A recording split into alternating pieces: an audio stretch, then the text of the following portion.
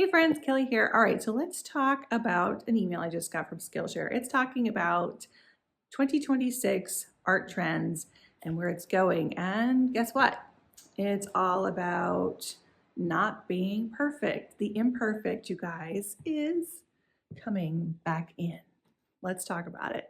I'm going to give you 5 tips for 2026 on how to keep your paintings fresh, loose, and on trend for 2026. Their forecast is one big takeaway. It's something called inclusive imperfect imagery. And I thought, wow, like that totally describes watercolor perfectly. I think perfection's on its way out, you guys. I think people are craving visuals that are more human, it delivers emotion, maybe textures. You drop water in, you watch the pigments move, and when colors blend, you have like those little happy accidents. And I think that's exactly what makes our pieces more unique. Why watercolor fits right into this? Well, it naturally is something that lends itself to movement, its transparencies, its unpredictability.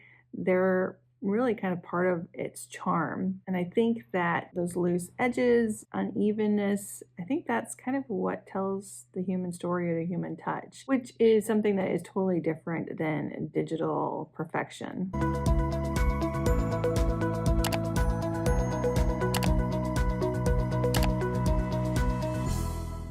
So, quick question for you. Which of these two paintings speak to you more? The one that is super polished or the one that is a little looser and maybe more organic? So, Skillshare just released their 2026 design trend forecast. And one of the big takeaways this coming year is something that's called inclusive, imperfect. Why can't I say imagery? I think I said it. Whew. And I thought, wow, I can't say it, but that describes watercolor perfectly. Polished to perfection. I think it's on its way out, guys. People are craving visuals that feel more human, maybe diverse, emotional, textured.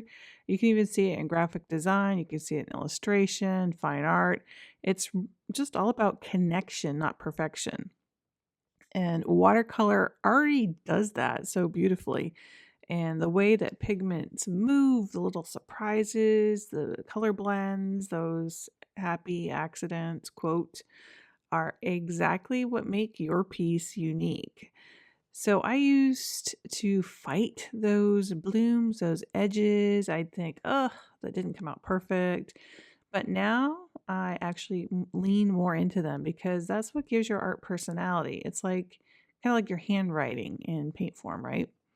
And I think that this idea of inclusive imagery, oh, I was a little bit better that time. It's not just about diversity in people. It's also about including imperfection, textures, natural marks that kind of reflect real life because real life things are messy, right? Things are not perfect. White, beige, gray. So it's like, let's bring back the color. So instead of painting a perfect flower, maybe you paint one with a bent petal or a shadow that's not quite even. That's what makes things beautiful. So here's some tips, ways that you can embrace this in your own art. So let's talk about the 5 tips. My first tip is tip number 1, try painting without sketching. I know it can be a little scary, but it lets you just play loosely with your painting and it gives you so many more options that those little happy accidents can make for you during your painting process. Tip number 2, let drips run or bleed. You'll be amazed at how much energy it can give your painting, and it just gives it so much more expressionism and feelings when you're done. I absolutely love drips. And this was one that I had done for a rose tutorial that I have up on my website. Tip number 3, and I loved to do this. I write words in my pieces. It's kind of hidden in there. Sometimes people don't even know they're in there, but they're special words that either I'm feeling at the time or just little things, notes to remind people to stay positive, have joy, love, peace, all those things in your art, because that's a little bit of what you are sharing with the world when you are creating. And tip number 4, choose textures in your paintings. You could choose salt, different types of salt, which is what I used in this piece. I absolutely loved all that texture in there. You could do some scratch work. I often will use a calligraphy pen, the back of my brush, to do some textures and scratching. And then you could also use something like gold. This one is some texture in it with the gold, some splatters. All of those things just create some energy. Even pen work in your paintings create energy in there with textures. And then, just as a final tip, number 5, share your process, not just the final pieces. I know that it can be scary and it's really not part of creating loose work, but what it does do is if you share it, you get a chance to stop, look at it, maybe decide at that point it might be done. Sometimes we overwork things because we are so involved in it at the moment, and then we think back, we could have stopped a lot sooner. I know I do that all the time. So the next time that you're painting, remember the goal isn't to be perfect, it's to be authentic. Let your art breathe, let it be human. Let it be human. That is such a thing now because of where everything is going and the direction we're going. That's what people are connecting to right now.